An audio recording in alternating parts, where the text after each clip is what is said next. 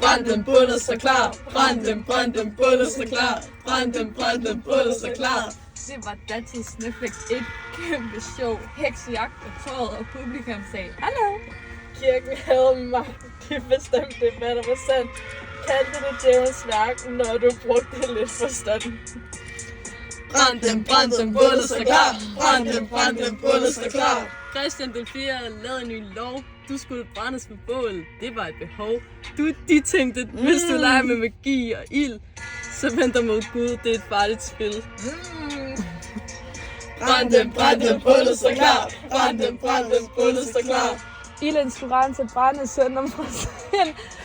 For de tro flammer fra sjælen hjemme den igen. De tænkte, hvis du leger magi og ild, så har du vendt dig mod Gud, og det er det farligste spil. Brænd dem, bålet står klar. Brænd dem, bålet står klar.